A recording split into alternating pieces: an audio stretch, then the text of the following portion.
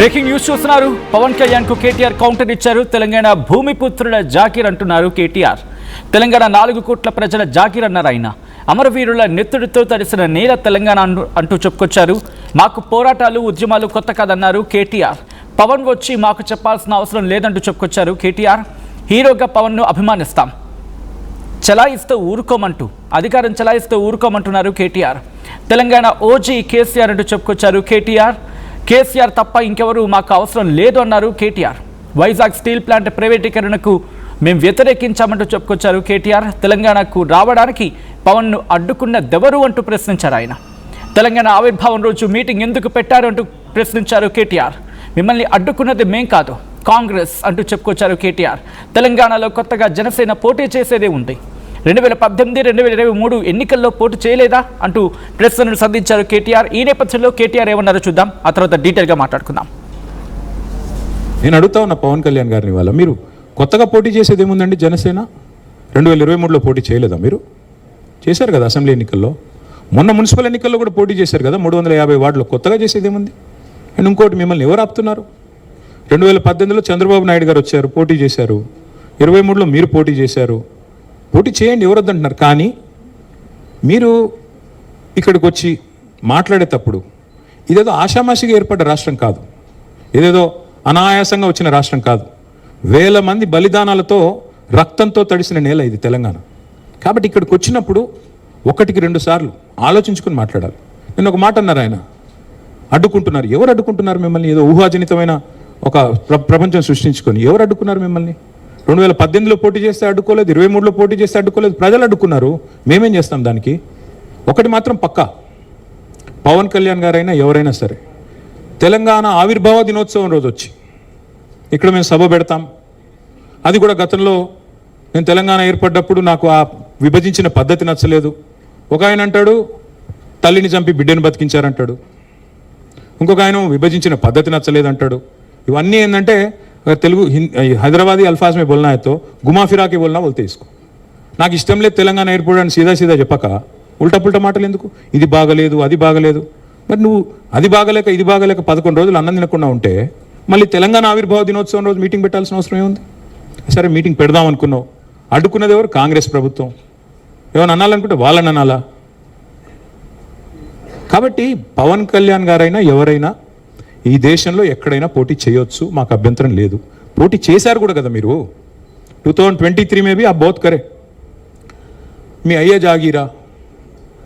నేను ఒకటి మాత్రం పవన్ కళ్యాణ్ గారు గుర్తుపెట్టుకోవాలి, తెలంగాణ ఖచ్చితంగా తెలంగాణ భూమిపుత్రుల జాగీరు. తెలంగాణ భూమిపుత్రుల జాగీరే తెలంగాణ. ఇందులో ఎవరికి అనుమానం కూడా అక్కర్లేదు. 100% ఈ నేల కోసం కష్టపడ్డ వాళ్ళు, ఈ నేల కోసం పోరాటాలు చేసిన వాళ్ళు, ఈ నేల కోసం త్యాగాలు చేసిన వాళ్ళు, నెత్తురుతో తడిచిన నేల ఇది. ముమ్మాటికి తెలంగాణ ఈ భూమిపుత్రులు ఇక్కడున్న 4 కోట్ల మంది జాగీర్ ఇది. కానీ మీరు రండి, ఇక్కడే ఉండండి, మీ కుటుంబాలు ఇక్కడే ఉన్నాయి, మీ వ్యాపారాలు ఇక్కడ ఉండండి, ఎవరొద్దన్నారు? 10-12 ఏళ్లలో ఎక్కడైనా చిన్న సమస్య వచ్చిందండి? నేను అడుగుతా ఉన్నా. మాకు రైట్, అది మాజీ మంత్రి బీఆర్ఎస్ వర్కింగ్ ప్రెసిడెంట్ కేటీఆర్ ప్రశ్నను సంధిస్తున్నారు. అసలు మిమ్మల్ని మేమెప్పుడు అన్నాము? మిమ్మల్ని అంతే కాంగ్రెస్ కదా, మమ్మల్ని ఎందుకు టార్గెట్ చేస్తున్నారని భామొచ్చలా మాట్లాడుకొచ్చారు. 12 ఏళ్ల పాటు అంతా బాగానే ఉంది కదా, ఇప్పుడు ఎందుకు వస్తున్నాయి? కాంగ్రెస్ని టార్గెట్ చేయండి, మమ్మల్ని ఎందుకు టార్గెట్ చేస్తున్నారనే రకంగా మాట్లాడుకొచ్చారు. ఎస్, ఇది మీ అయ్య జాగీర్ అని అడిగినప్పుడు ఇది తెలంగాణ భూమిపుత్రుల జాగీరే అంటూ కూడా చెప్పుకొచ్చారు కేటీఆర్. ఈ నేపథ్యంలో ఇటు ఏం జరిగే అవకాశం ఉంది? ఇటు కేటీఆర్ సాధారణంగా ఆయన ఫ్యూయర్స్ అటాక్ ఇస్తూ ఉంటారు. ఇది చాలా జాగ్రత్తగా ప్రతి మాట ఆచితూచి మాట్లాడినట్టు కనిపించింది. సాధారణంగా కేటీఆర్ స్టైల్ కాంగ్రెస్ వర్షన్స్ వచ్చినప్పుడు ఏదో అంటూ ఉంటారు కదా, రఫ్ అండ్ టఫ్గా ఉంటుంటుంది సమాధానాలు. బట్ ఈరోజు చాలా ఆచితూచి చాలా జాగ్రత్తగా మాట్లాడిన సందర్భం ప్రతి మాట విషయాలు కూడా. అలా అని చెప్పి బీఆర్ఎస్ స్టైల్ ఎక్కడ తగ్గలేదు. బీఆర్ఎస్ స్టైల్లోని ఆయన స్టేట్మెంట్స్ ఉన్నాయి. ఏం జరుగుతుంది, బీఆర్ఎస్ ఇలా ఈ విషయాన్ని ఆచితూచి వెళ్ళే ప్రయత్నం చేస్తూ ఉంది. డీటెయిల్గా మాట్లాడుకుందాం. మా ప్రతినిధి మధు అప్డేట్స్ అందించేందుకు సిద్ధంగా ఉన్నారు. మధు, ఈరోజు కేటీఆర్ రియాక్షన్ చూస్తే అఫ్కోర్స్ పవన్ కళ్యాణ్ ఇచ్చిన స్టేట్మెంట్కి ప్రతిపక్షం నుంచి కావచ్చు, లేకపోతే బీఆర్ఎస్ నుంచి కావచ్చు, ఎస్పెషల్లీ ఒక రివర్స్ అటాక్ అనేది చెప్పుకోవాలి. బట్ బిఫోర్ దట్, మధు దగ్గరికి వెళ్ళే కన్నా ముందు అసలు ఇంతకీ పవన్ కళ్యాణ్ ఏమన్నారు నిన్న ఒకసారి చూద్దాం. నాకు ఈ మధ్యన వస్తా ఉంటే నువ్వు హైదరాబాద్లోకి ఎలా అడుగు పెడతావు? నీకు హైదరాబాద్లో ఏం పని? ఇది నేను ప్రత్యేకించి చెప్తా ఉన్నా. మీరెవరైనా నన్ను బెదిరించడానికి, బెదిరించే వాళ్ళు మీ అయ్యే జాగీరా తెలంగాణ?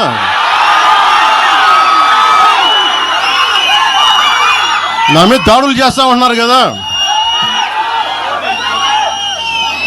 నాకు తెలంగాణలో బెదిరింపుల కంటే కూడా ఆంధ్రాలో బెదిరింపులు ఎక్కువ. నాకు తెలంగాణలో ఇంకా రానివ్వు అంటారు నన్ను. రైట్, అది నిన్న పవన్ కళ్యాణ్ స్టేట్మెంట్.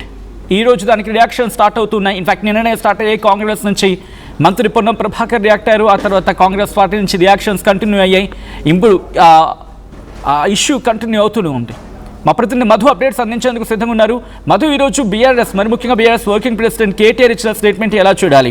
ఇది జస్ట్ ఒక హింట్ లాంటిది, లేకపోతే ఒక స్టేట్మెంట్ లాగా చూడాలా? లేకపోతే పవన్ కళ్యాణ్ ఇప్పటికైనా మీరు ఆగకపోతే కనుక ఇంకా ధీటుగా జవాబిస్తామని చెప్పి ఇటు బీఆర్ఎస్ చెప్పినట్టుగా చూడాలా? ఎలా చూడాలి దీన్ని? కాస్త ఘాటుగానే రెస్పాండ్ అయ్యారు కేటీఆర్ మాట్లాడుతున్న సందర్భంలో. కాకపోతే కాస్త గతంలో 10 నుంచి 12 సంవత్సరాలకు సంబంధించినటువంటి అంశాన్ని కూడా ప్రస్తావించారు కేటీఆర్. ఇక్కడ కూడా చిన్న సమస్య రాలేదు, ప్రాంతాలుగా విడిపోయినా ప్రజలు కలిసి ఉండాలని కోరుకున్నాం అనేటువంటి స్టేట్మెంట్ చేస్తూనే ప్రాంతీయవాదం ఉగ్రవాదం కంటే డేంజర్, ప్రమాదం అనేటువంటి చేసిన కామెంట్ పైన కాస్త ఘాటుగా రిప్లై అయ్యారు పవన్ కళ్యాణ్ కి సంబంధించినటువంటి. మరి నేను వారికి గుర్తు చేస్తా ఉన్నాను, మద్రాసు నుంచి ఆంధ్ర రాష్ట్రం ఏర్పడాలని పొట్టి శ్రీరాములు 58 రోజులు నిరాహార దీక్ష చేశారు కదా, అది కూడా ప్రాంతీయవాదం అంటారా అనేటువంటి స్టేట్మెంట్ చేశారు. ప్రాంతీయవాదం అంటే నేను ఇంకో ప్రశ్న అడుగుతా ఉన్నా పవన్ కళ్యాణ్ అంటూ ఆయన మోడీ వాళ్ళ ఆయన ప్రాంతం మీద అభిమానంతో ప్రాంతీయవాదంతో తెలంగాణకు వచ్చిన ఇండస్ట్రీలను తీసుకెళ్తా ఉన్నారు. మరి జాతీయవాదం ముసుగులో చేస్తున్న ఆర్థిక ప్రాంతీయవాదం కరెక్టా? ఏది కరెక్ట్ అంటే ప్రధానమంత్రి గారు, గుజరాత్ కే ప్రధానమంత్రి గారు వివరించడం కరెక్టా అనేటువంటి స్టేట్మెంట్ చేశారు.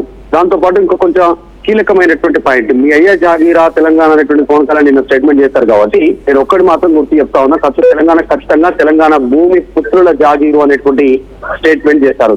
తెలంగాణ భూమి పుత్రుల జాగీరే, ఇందులో ఎవరికి అనుమానం కూడా అవసరం లేదు. 100% ఈ నేల కోసం కష్టపడ్డ వాళ్ళు, నేల కోసం పోరాటాలు చేసిన వాళ్ళు, నేల కోసం త్యాగాలు చేసిన వాళ్ళు, నెతృత్వం తడిచిన నేల ఇది అనేటువంటిది వాళ్ళని అంశాన్ని ఆయన నినేషానికి కౌంటర్ ఇచ్చే ప్రయత్నం చేశారు. ముమ్మాటికి తెలంగాణ భూమి పుత్రులు ఇక్కడ ఉన్న 4 కోట్ల మంది జాగిరే, కానీ మీరు రండి, ఇక్కడే ఉండండి, మీ కుటుంబాలు ఇక్కడే ఉన్నాయి, మీ వ్యాపారాలు ఇక్కడే ఉన్నాయి, ఉండండి, ఎవరొద్దు అన్నారు. కానీ ఇట్లాంటి స్టేట్మెంట్స్ కరెక్ట్ కాదు అనేటువంటి స్టేట్మెంట్ చేస్తారు. వివాదం ఎక్కువ అవుతుంది. ఈ రోజు సాయంత్రం 4 గంటలకు మళ్ళీ పవన్ కళ్యాణ్ ప్రెస్ మీట్ ఉంది ఆంధ్రప్రదేశ్ లో, అమరావతిలో. మళ్ళీ ఏం మాట్లాడతారు అనేటువంటి చర్చ ఉంది. సో ఇక్కడ అసలైన తెలంగాణ ఓజీ మా కేసీఆర్ ఉన్నారు, ఆయన చాలు, ఆయన తెలంగాణలో కాపాడుకుంటారు అనేటువంటి. ఓజీ అనేటువంటిది పవన్ కళ్యాణ్ సినిమా పేరు. సో దాన్ని కంపేర్ చేస్తూ మీరు సినిమా ఇక్కడ ఒరిజినల్ ఓజీ ఉన్నారు కేసీఆర్ అంటూ స్టేట్మెంట్ చేశారు. హైదరాబాద్ బిర్యానీ పెడతాం, వచ్చి సెక్రటరీలో కూర్చొని పెత్తనం చేస్తామంటే మాత్రం ఎట్టి పరిస్థితుల్లో ఒప్పుకోమనేటువంటి స్టేట్మెంట్. ఒక కళాకారుడిగా, ఒక నటుడిగా అభిమానిస్తాం, ఒక సోదరుడిగా ఇంటికి వస్తే బిర్యానీ కూడా పెడతాం, ఇట్లా సెక్రటరీలో వేలు పెడతామంటే ఊరుకునే లేనటువంటి స్టేట్మెంట్ చేశారు. మాకు వాటి గురించి జాతీయ భావన ఉంది, ఇక్కడ దేశాన్ని గౌరవించే సంస్కృతి మాకు తెలుసు అనేటువంటి స్టేట్మెంట్ చేశారు. కొత్తగా మాకు నేర్పాల్సినటువంటి అవసరం లేదు పాఠాలు అనేటువంటి స్టేట్మెంట్ చేస్తూనే జనగణమన ఇంకొన్ని రోజులైతే జనగణమన పాడరు అనేటువంటి చేసిన కామెంట్ పైన ఈ రకంగా మాట్లాడారు. మాకు జనగణమనకు మాకు నేర్పించాల్సింది ఏం లేదు, మీరు చెప్తే నేను నేర్చుకునే పరిస్థితి ఏం లేదంటూ స్టేట్మెంట్ చేశారు. సో కేటీఆర్ కాస్త సుదీర్ఘంగా చాలా లెంతీగా పవన్ కళ్యాణ్ విషయంలో ఆన్సర్ ఇచ్చే ప్రయత్నం చేశారు. పవన్ కళ్యాణ్ గారైనా ఎవరైనా సరే తెలంగాణ ఆవిర్భావ దినోత్సవం రోజు వచ్చి ఇక్కడ మేము సభ పెడతాం, అది కూడా మా గతంలో తెలంగాణ ఏర్పడ్డప్పుడు నాకు విభజించిన పద్ధతి నచ్చలేదు ఒక ఆయన అంటారు, తల్లిని చదువు బిడ్డను బతికిస్తారని ఒక అంటారు. ఇట్లా ఈ స్టేట్మెంట్స్ తో సభ పెడతామంటే ఒప్పుకోమనేటువంటి స్టేట్మెంట్ చేశారు. Right Madhu, thanks for the update. మొత్తం అయితే మాత్రం మాజీ మంత్రి బీఆర్ఎస్ వర్కింగ్ ప్రెసిడెంట్ కేటీఆర్ ఇచ్చిన స్టేట్మెంట్ ప్రస్తుతం తెలంగాణ వ్యాప్తంగా సంచలనంగా మారుతుంది. పవన్ కళ్యాణ్కు కౌంటర్ ఇచ్చిన స్టేట్మెంట్ అది. తెలంగాణ భూమిపుత్రుల జాగీర్ అంటున్నారు కేటీఆర్. తెలంగాణ 4 కోట్ల ప్రజల జాగీర్ అన్నారు ఆయన. అమరవీరుల నెత్తుడితో తడిసిన నేల ఇది అంటూ చెప్పుకొచ్చారు. మాకు పోరాటాలు, ఉద్యమాలు కొత్త కాదు, పవన్ వచ్చి మాకు చెప్పాల్సిన అవసరం లేదంటున్నారు కేటీఆర్. హీరోగా పవన్ను అభిమానిస్తాం, అధికారం చలాయిస్తూ ఊరుకోం. తెలంగాణ ఓజీ కేసీఆర్ అన్నారు కేటీఆర్. కేసీఆర్ తప్ప ఇంకెవరు తమకు అవసరం లేదంటున్నారు కేటీఆర్. వైజాగ్ స్టీల్ ప్లాంట్ ప్రైవేటీకరణకు మేము వ్యతిరేకించాం, తెలంగాణకు రావడానికి పవన్ను అడ్డుకున్నదెవరు అంటూ ప్రశ్నను సంధించారు ఆయన. తెలంగాణ ఆవిర్భావం రోజు మీటింగ్ ఎందుకు పెట్టారు అంటూ ప్రశ్నించారు కేటీఆర్. మిమ్మల్ని అడ్డుకున్నది మేం